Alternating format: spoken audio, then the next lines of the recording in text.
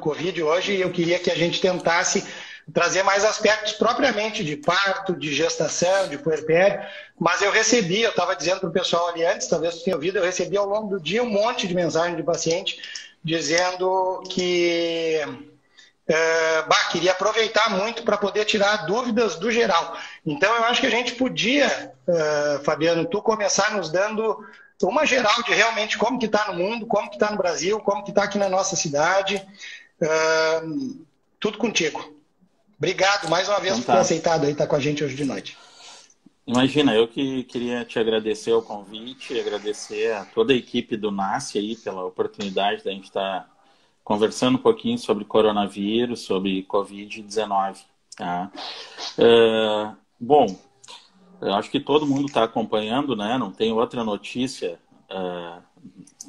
nos jornais, a não ser agora mais recentemente sobre o Moro e o Bolsonaro, que o Covid-19. Então, assim, desde da sua identificação, né, o SARS-CoV-2, que foi identificado no início de janeiro, a partir de uns casos já identificados de infecção pulmonar grave na China, lá na cidade de Wuhan, ao longo do mês de dezembro. Então, esse vírus foi identificado. E desde lá, muita coisa, né, Edinho? A gente ainda tem muita dúvida. Muitos trabalhos têm saído, muita publicação atualmente, publicações muito rápidas que a gente tem que analisar bem, né, os dados para a gente poder ter realmente alguma certeza maior. Provavelmente a gente vai entender melhor ao longo dos meses ainda mais sobre esse vírus, sobre o que está acontecendo. Então, a partir da China, né, todo mundo acompanhou, depois a Europa, especificamente mais a Itália e a Espanha, os dois países mais acometidos, né, com número de casos, maior número de mortes, e agora, mais recentemente, então, os Estados Unidos, sendo o país, então, com maior número de pacientes diagnosticados até o momento. Tem quase 1 milhão de casos diagnosticados, com um número substancial de mortes. No Brasil, o primeiro diagnóstico aconteceu no dia 26 de fevereiro, na cidade de São Paulo, né, lá no Hospital Israelita Albert Einstein. E mesmo naquele momento, esse diagnóstico só aconteceu porque foi lá, porque até então os critérios para diagnóstico, aquele primeiro paciente, ele nem se enquadrava, porque era um paciente que vinha da Itália e, naquele momento, a Itália não era vista como um dos países que era suspeita, então, de ter o vírus circulando. Logo em seguida, a Itália já começou a apresentar um número grande de casos, mas, naquele momento, então, o Einstein já tinha a disponibilidade de testes e, a partir daquele primeiro teste, aquele primeiro diagnóstico, os números começaram a crescer no país. Atualmente são em torno de 60 mil casos no Brasil, com um pouco mais de 4 mil mortes, se eu não me engano, agora. Alguns estados mais acometidos, né? São Paulo lidera o número aí de casos diagnosticados, Rio de Janeiro, Amazonas, o Ceará, e o Rio Grande do Sul, por enquanto, vem conseguindo ter um número relativamente baixo em comparação aos outros estados, ou pelo menos a esses estados que mais têm um número de pacientes diagnosticados no Brasil, né? Então, a gente tem 1.000 e poucos casos. Esses casos, obviamente, eles se concentram mais em Porto Alegre e na região metropolitana, né? Até porque os primeiros pacientes também começaram por aqui, né? E como foram pacientes que estavam viajando, esses primeiros casos vieram da Europa, né? Isso começou por uma classe mais alta da sociedade, né? Um número de casos que acabou iniciando por uma classe mais alta, e agora a gente está começando a ver um número de casos mais na classe um pouco mais baixa, classe média, classe mais baixa das pessoas, mas ainda um número em Porto Alegre e no Rio Grande do Sul, um número relativamente tranquilizador, né, em comparação com o número de outros estados e principalmente de outros países. Fabiano, agora se o pessoal quiser ir mandando pergunta, eu já vou filtrando algumas coisas aqui, que eu acho que é assim que a Camila procede sempre. Mas eu queria te perguntar algumas coisinhas aqui. Tu não acha que é momento já da gente testar um pouquinho mais? Por que a gente não testa? O que tu fala aí da acurácia dos testes que a gente tem? Bom, o que eu falo sempre, né, Edinho, é que assim, a gente precisou desse momento de isolamento. Primeiro que assim, esse isolamento social ele foi fundamental, né? Talvez esse isolamento tenha repercutido até de uma forma negativa, obviamente, né? A gente está vendo isso, mas o que a gente tem falado é que, na verdade, quanto menos se acha que o isolamento foi necessário, é onde ele mais funcionou. Então, além de funcionar para não ter um número de casos relativamente grande, foi um período fundamental para a gente organizar o sistema de saúde para receber os pacientes com infecção com Covid-19. Né? Então, a gente tem que lembrar que a infecção começou na China, e a China tem uma exportação muito grande de insumos, né, para o mundo todo, incluindo o nosso país. Então, nós não tínhamos testes, nós não tínhamos insumos para desenvolver os testes, nós não tínhamos insumos para atender os pacientes, né, EPIs, equipamentos de proteção individual para as pessoas nos hospitais, nas instituições de saúde.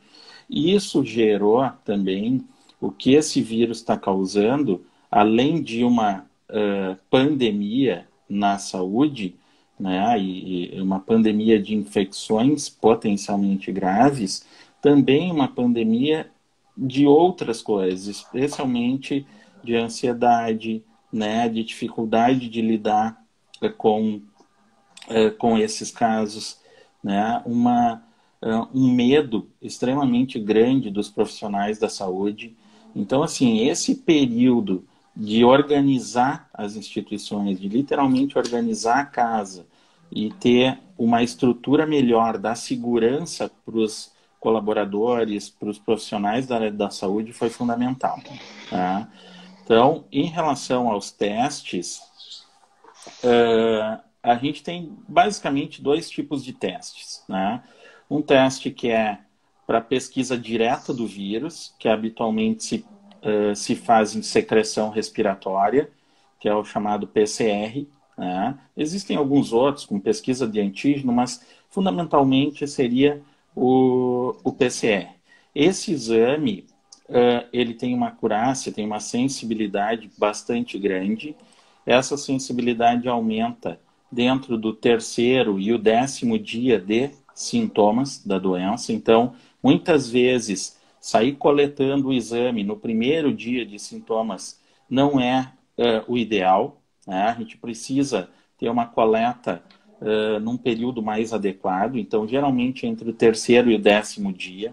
Tá? E é o exame que é fundamental para a gente fazer a estratégia de atendimento das pessoas e de isolamento, afastamento delas de outras que possam adquirir o vírus, especialmente as pessoas que têm um fator de risco maior de fazer doença grave. Então, esse é o teste que a maioria das instituições está investindo, é o teste fundamental para diagnóstico. Os outros testes que se fala muito, que são basicamente os testes rápidos ou outros testes sorológicos, esses testes eles medem a produção de anticorpos. Idealmente, esses testes eles devem começar a indicar a produção de anticorpos a partir do 5º, 7º dia de doença. O que tem acontecido é que como é uma doença muito nova, muitas empresas, muitas marcas desenvolveram testes, e testes muitas vezes não confiáveis. Testes que prometem muito, digamos assim, mas que nos entregam muito pouco. Então, são testes que a gente acaba tendo uma produção de anticorpos ou um exame positivo depois do 15º dia, habitualmente, né? E é um teste que, ao contrário do que muitas pessoas acham, ele não mede imunidade. E isso é fundamental as pessoas entenderem. Ele mede a produção de anticorpos. Tá? Então, assim, ter anticorpos no sangue não significa necessariamente que a pessoa tenha imunidade para a doença. Isso muitas vezes tem se confundido, né? Então, a gente não tem nenhum trabalho até o momento, a gente não conhece ainda essa doença para garantir que esse exame, teste rápido ou outros testes sorológicos, garantam uma imunidade para as pessoas. Tá? Então, isso é fundamental entender, porque muita gente está confundindo a produção de anticorpos com a imunidade contra o vírus. Isso a gente tem várias outras doenças, especialmente virais, que marcam que a produção de anticorpos não significa ter imunidade. Por exemplo, o herpes, né? Muito comum na população geral. Para quem já teve contato com o herpes, vai fazer o exame e vai ter anticorpos IgG, que é um tipo de anticorpos positivo, mostrando que já teve contato com esse vírus, só que pode ficar fazendo reativação da doença ou pode ter infecções ao longo da vida. Né? Outro exemplo é o próprio HIV, onde o teste diagnóstico de HIV, ele mede a produção de anticorpos. O exame para HIV é o anti-HIV, ou seja, a pessoa que tem HIV, ela está produzindo anticorpos contra o vírus, mas isso não significa que ela tenha imunidade para a doença. Né? Então, isso é um pouco também assustador, porque a gente já conhece pouco sobre o vírus, a gente conhece pouco sobre a evolução da doença, e a gente imaginava que ele deixaria uma imunidade, né, depois desse contato, e isso até agora não é uma certeza. Foi bom que tu já respondeu, porque eu vi que tem uma galera ali nas perguntas que estava perguntando sobre imunidade. O diabo é que se tu me diz que se não tem imunidade, nós vamos morrer. E aí tu nos criou um problema agora, meu cara. Porque tá todo mundo querendo ir pra rua trabalhar, né? Não, mas eu acho que o mais importante... acho que o importante disso, Edinho, é entender que mesmo com contato prévio, as medidas de prevenção elas têm que ser mantidas. Né? Então, aquela ideia inicial que se a gente está com anticorpos reagentes no sangue, a gente pode parar de fazer a prevenção adequada, ela não é verdadeira. Né? Então, a gente, mesmo tendo um teste reagente mostrando que a gente teve algum contato com o vírus, é fundamental que as medidas de prevenção elas se mantenham.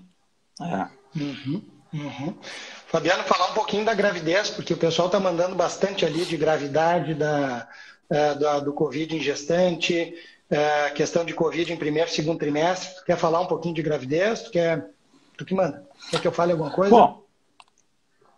Bom, assim, a gente tem muito poucos dados sobre a gestação e Covid-19 até agora, né? Assim, em princípio, o vírus não se transmite da mãe pro nenê, né? Na gestação. Isso, se até em relação às fertilizações, muita gente tem perguntado, né?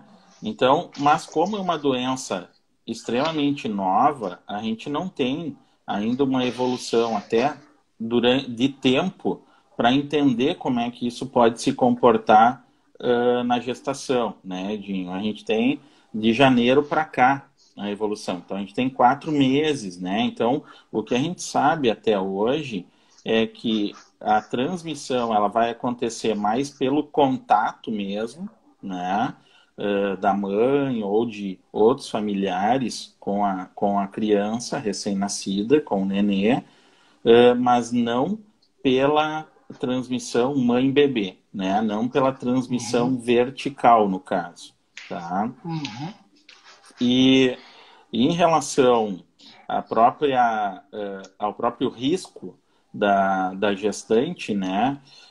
Isso também é uma questão ainda duvidosa em relação... A gente compara muito com o vírus influenza, algumas coisas, né? Onde a gente sabe que a gestante tem um risco maior na influenza. Isso foi bastante importante na pandemia de 2009. E agora a gente não tem uma clareza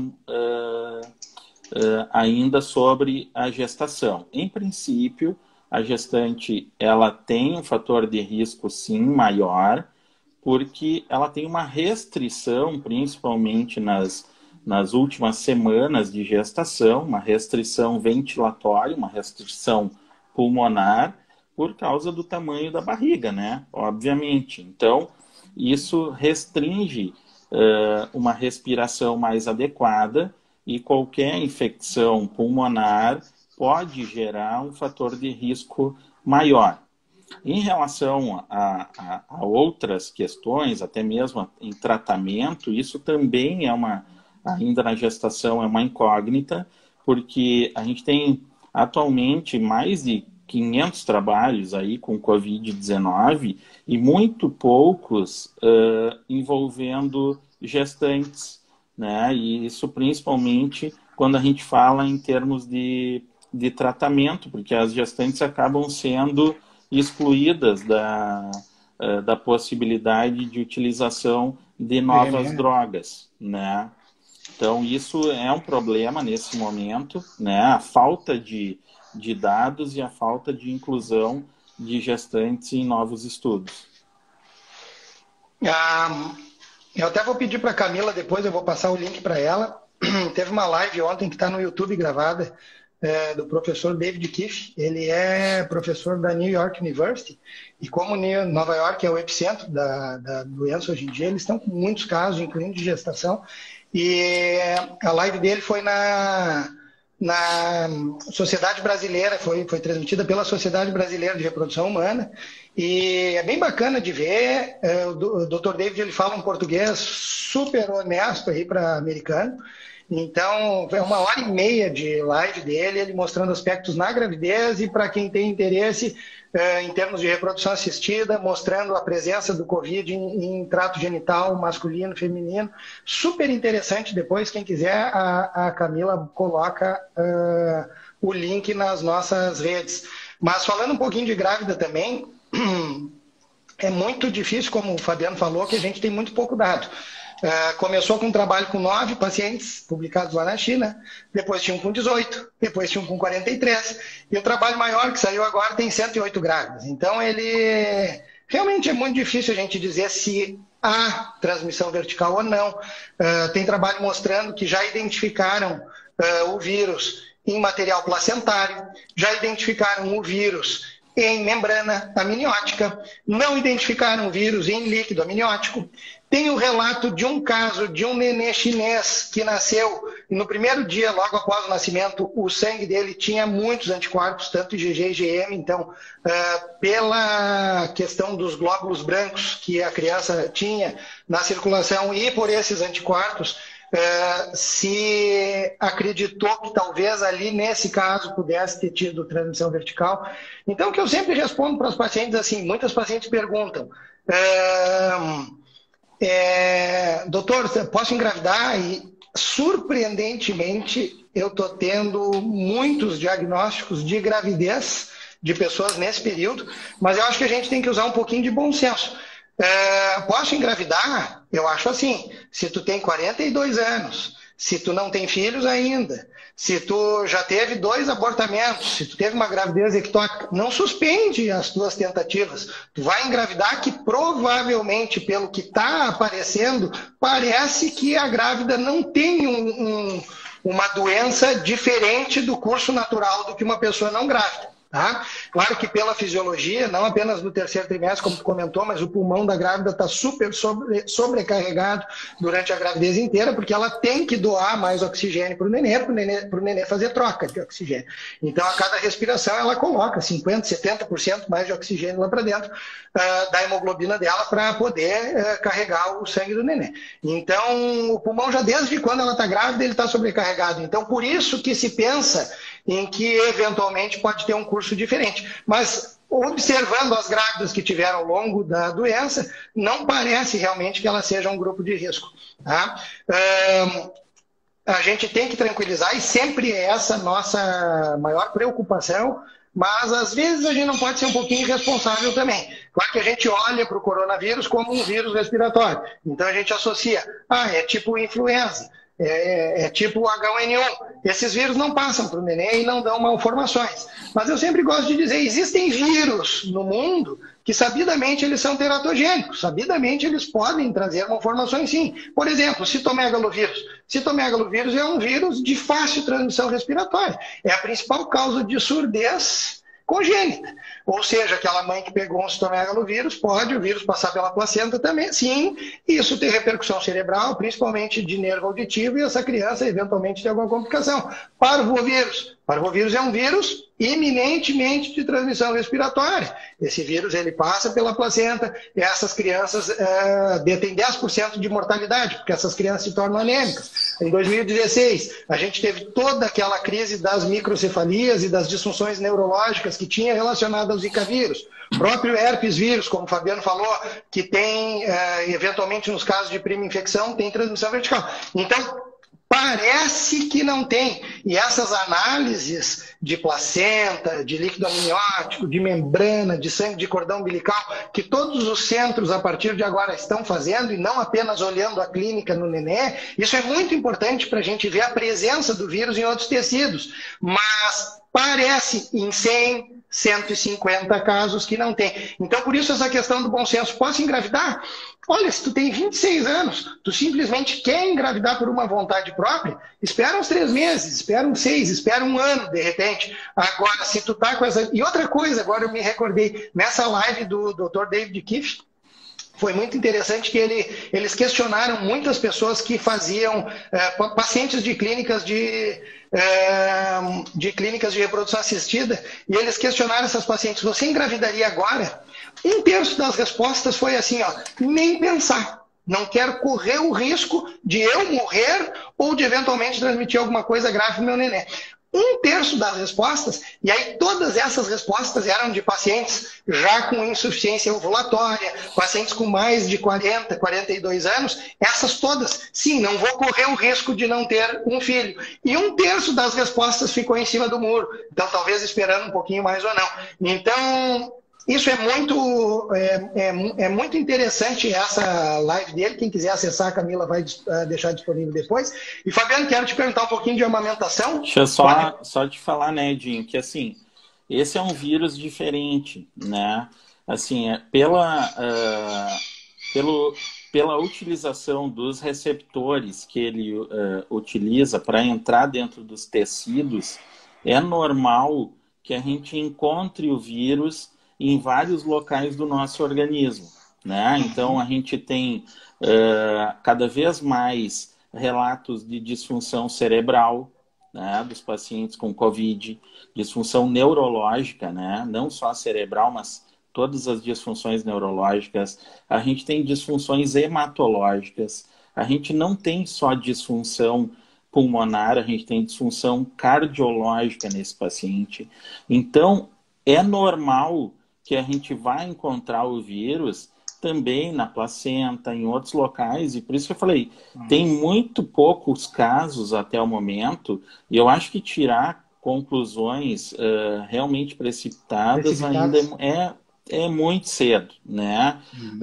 Até o momento não parece ter, né, nenhuma repercussão maior para o nenê, até porque o que a gente espera é que a gente tenha também um número enorme de casos, né, de gestantes. Quantas as gestantes foram expostas? E a gente tem aí 140, 150 casos até o momento descritas, né? Então, a gente também tem que pensar por esse lado, assim, a exposição, né? Qual foi o real número de gestantes expostas para que se tenha esse número até agora relacionado com alguma alteração, não necessariamente ao nenê, mas à própria gestante, né? Me parece um número relativamente pequeno, né? Para o nível de exposição mundial que nesse momento acontece, né? E claro que agora, né, Fabiano, teve um protocolo lá em Nova York que eles estavam testando todas as grávidas que chegaram em trabalho de parto dentro do hospital. Então eles viram que 15% das grávidas que chegaram em trabalho de parto, elas eram testadas positivas. E 85% não. E desses 15%, 1% só tinha sintoma. Então todas as outras não tinham. Então daqui a pouco a gente tem realmente um número pequeno ainda de grávidas, porque elas não têm tantos sintomas. Talvez a doença propriamente possa não ser grave, ela se comporte como a população em geral, e a gente não tem a teste. E da mesma forma com a transmissão vertical. Às vezes agora, nesse primeiro momento, talvez a gente não tenha identificado a transmissão vertical pela falta de sensibilidade do teste em detectar no primeiro, segundo, terceiro, quarto ou quinto dia de vida. Talvez isso aí possa interferir também, né? O teste, o PCR que eles faziam na chegada da gestante, né? Claro que era para proteger a gestante, para proteger o neném, e o grupo também, né? Só que era muito para proteger os profissionais os de médicos. Claro. Claro. Exatamente. E essa sensibilidade, né, de 15% até é um número relativamente alto, porque lembra que eu falei em relação ao PCR, ele tem uma sensibilidade maior entre o terceiro e o 10º dia de doença. Então, a maioria dos assintomáticos, eles vão ter o PCR negativo. E fora desse período, Claro. né, o vírus ele sai da via respiratória superior e ele tem uma tendência a descer para o pulmão. Então, o PCR, o exame diagnóstico, ele teria um rendimento maior se fosse coletado escarro ou secreção de lavado broncoalveolar.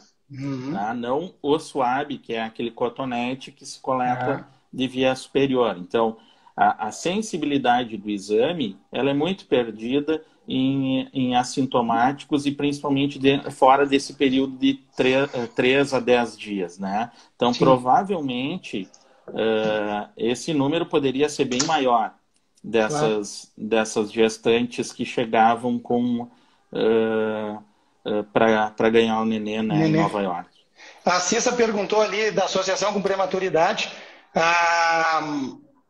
Tem associação, tá? Mas não é uma associação direta, não é o Covid que vai fazer nascer um neném ser prematuro, desencadear o trabalho de parto prematuro. O que acontece é quando tu tem a infecção, nessa incerteza de vai ter transmissão vertical ou não, passa das 34 semanas, ou a mãe começa a ter alguma disfunção respiratória, mesmo que não seja um quadro grave, mas eventualmente ela está saturando ali 94%, 93%, ela está no limite, tu está com mais de 34 semanas, os médicos acabaram interrompendo a gestação.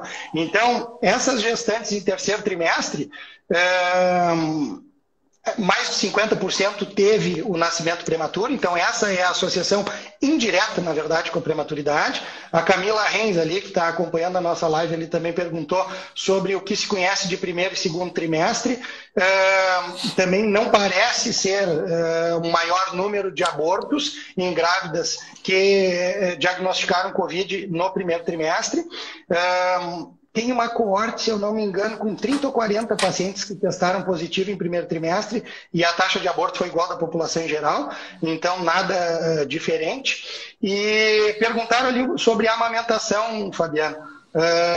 A princípio, o leite não transmite e não é contraindicado gestante nenhuma amamentar. Vai depender um pouquinho da diretriz do país que a gente está seguindo. Por exemplo, os chineses, mães que são Covid positivas, nasce a criança e ela já vai para isolamento. Ela não é posta em contato com a mãe e ela permanece ali em quarentena. Então, essas mães extraem leite, esse leite é dado para a criança, então o leite mostrando não ser transmissor, mas eles evitam o contato respiratório que a mãe teria no amamentar e pudesse transmitir. A Organização Mundial da Saúde já não contraindica isso. As nossas diretrizes da Sociedade Brasileira de Pediatria não contraindicam o contato entre a mãe e o bebê, e o Colégio Americano, eu estava até lendo isso ontem também, ali, quando eu estava vendo a live do Dr. David, eles deixam o casal decidir se eventualmente querem que a criança fique exposta, mostrando que a quantidade de transmissão ela realmente é muito pequena, ou se eventualmente gostariam que ficasse afastada.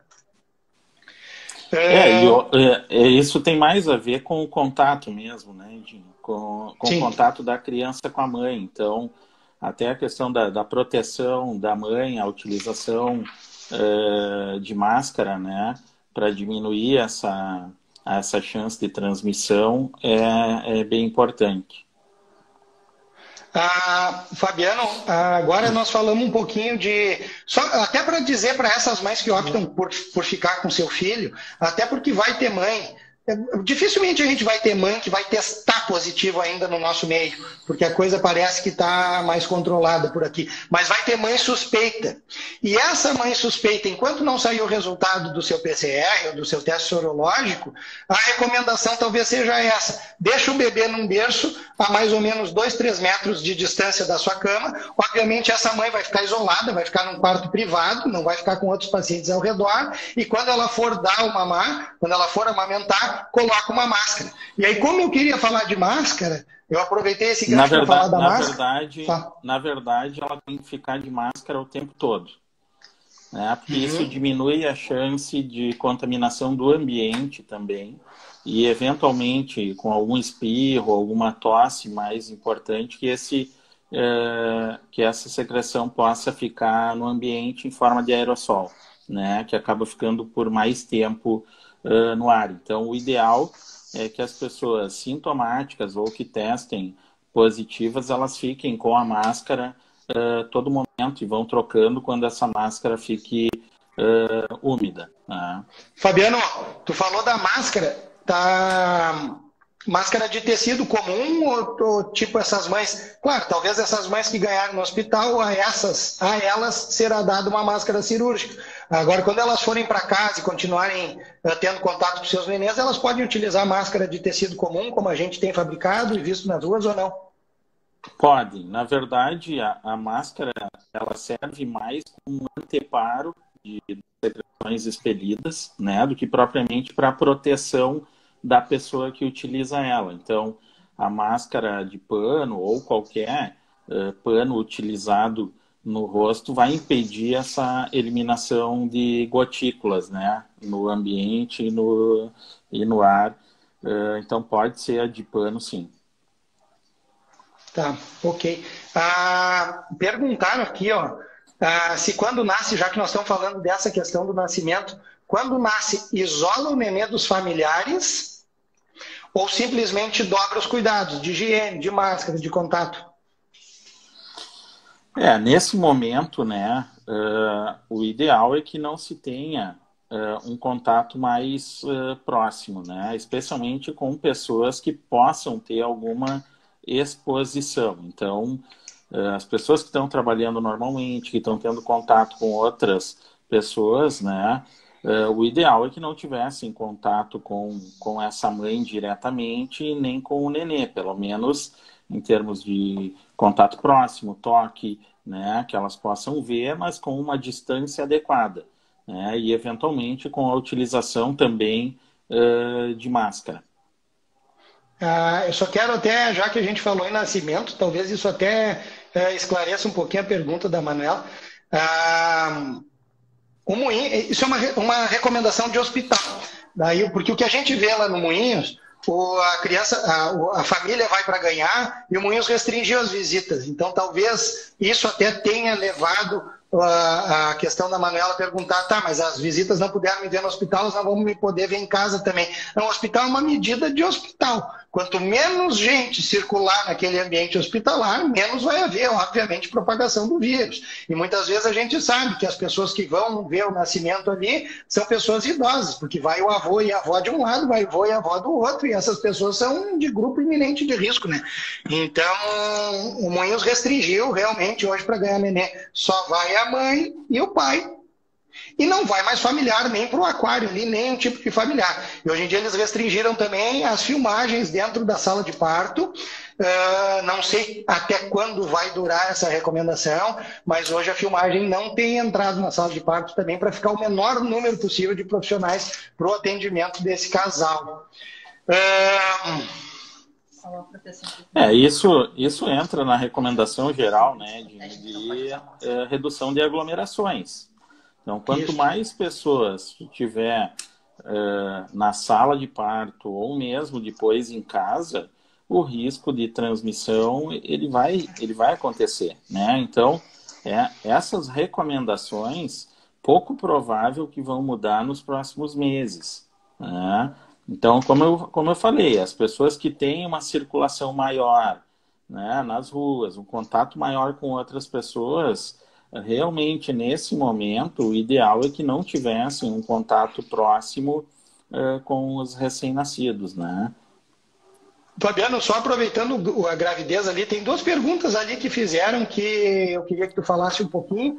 Que um perguntou ali até quando vai esse achatamento da curva e uma outra pessoa falou de tratamento, tá? Mas só antes de tu entrar nisso aí, eu queria falar, eu sei que tem muitos médicos aqui que estão nos assistindo, muito amigos, muito obrigado pela participação de todo mundo, mas uma coisa que é super recomendado para gestante que testou positivo para Covid, que está internada eventualmente com alguma disfunção respiratória, com sintoma mais grave, sempre heparinizar essas pacientes. É importante a gente lembrar disso, porque o Covid está se mostrando ser super agressivo para o sistema de coagulação da gente.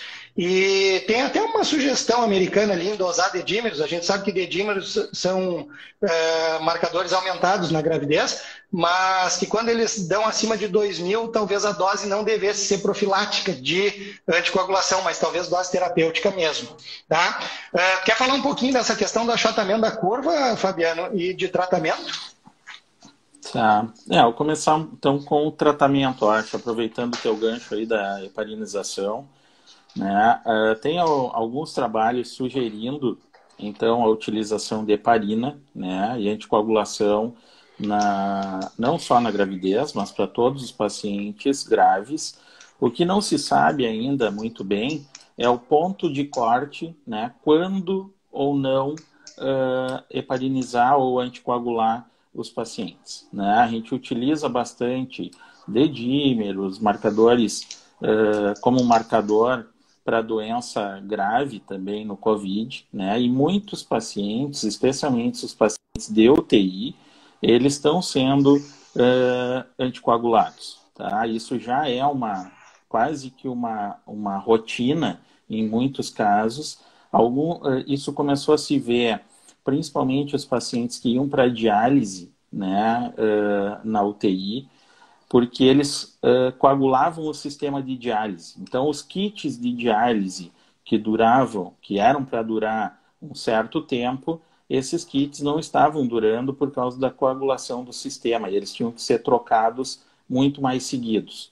Então, a heparinização está acontecendo, né? E o que a gente não tem, como eu falei ainda, são pontos de cortes. Se a gente vai utilizar dedímeros, se a gente vai utilizar na gravidade da doença, isso ainda não está bem estabelecido, né? Mas parece ser, sim, uma alternativa de tratamento, especialmente nos pacientes graves e, obviamente, com risco baixo de sangramento, certo? Em relação às outras drogas, ainda a gente não tem uma evidência muito clara de quais drogas realmente funcionam na COVID-19. Né? A gente tem utilizado hidroxicloroquina ou cloroquina, como todo mundo está acompanhando. Alguns trabalhos já sugerindo, né, uma ineficiência dessa droga. Saiu ontem, se eu não me engano, no JAMA uma comparação de doses da cloroquina, sugerindo que doses mais altas de uso têm um pior desfecho nos pacientes graves. Então, a gente ainda não tem uma certeza realmente se essas drogas elas têm algum benefício ou não. Outros estudos com talvez outras usou drogas... dose maior, né? Talvez usou dose maior porque o cara era mais grave. Na verdade foram doses preconizadas por diversos protocolos de pesquisa, né? Então, doses que foram sugeridas para tratamento, mas que agora está se vendo que provavelmente aumentam efeitos colaterais e o desfecho acaba sendo pior dos pacientes, especialmente pacientes graves, né? Outras drogas, outros antivirais que estão sendo testados, talvez a gente vá ter também uma oportunidade de testar um antiviral intravenoso logo em seguida para pacientes graves, né? São drogas que ainda não têm uma clareza grande também de benefício, né? O que a gente tem que lembrar em relação ao tratamento é que por ser uma doença viral, né, talvez 95% das pessoas vão ter a doença e vão melhorar espontaneamente, certo? Então, ter um benefício real do tratamento, a gente vai conseguir ver provavelmente mais nos pacientes graves, pelo menos isso a curto prazo, né?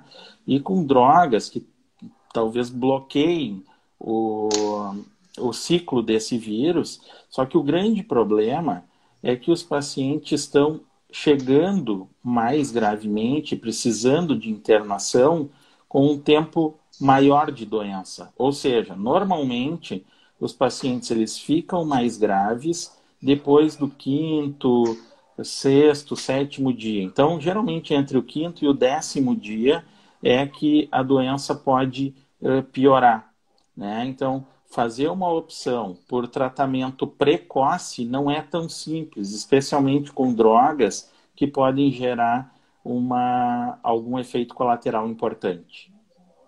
Fabiano, o Baú não para de perguntar ali, ele me mandou te perguntar se ele tivesse infectado, se tu ia usar cloroquina nele.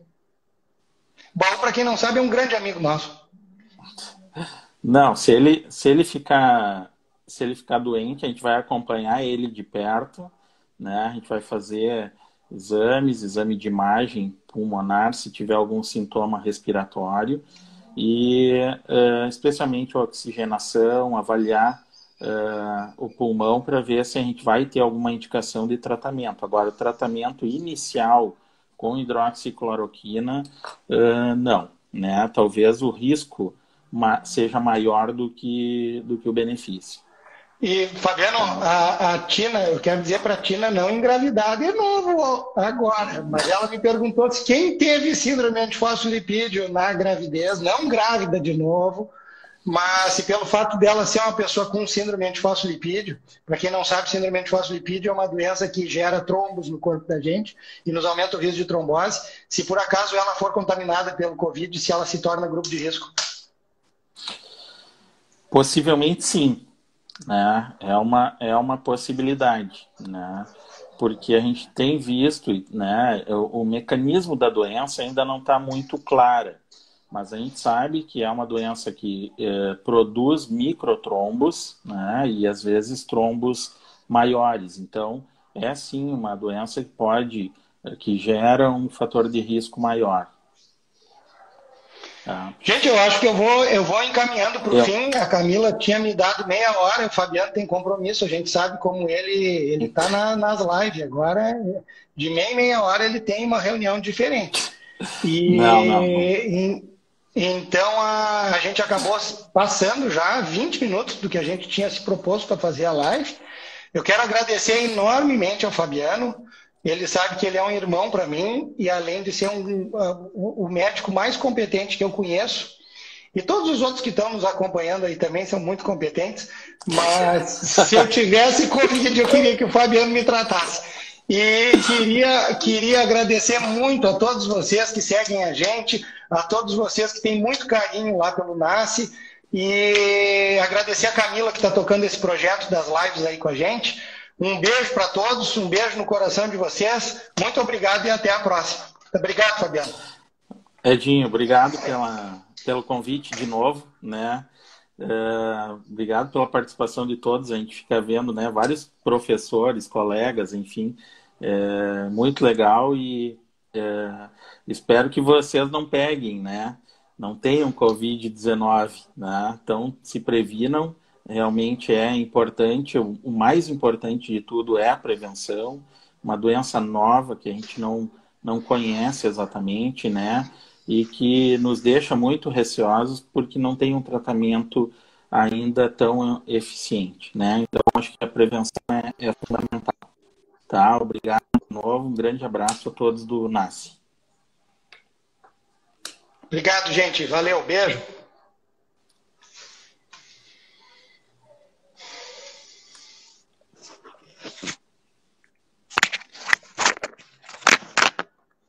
Encerrar agora? Tenho certeza que deixei encerrar seu vídeo ao vivo. Encerrar agora? Posso? Uhum.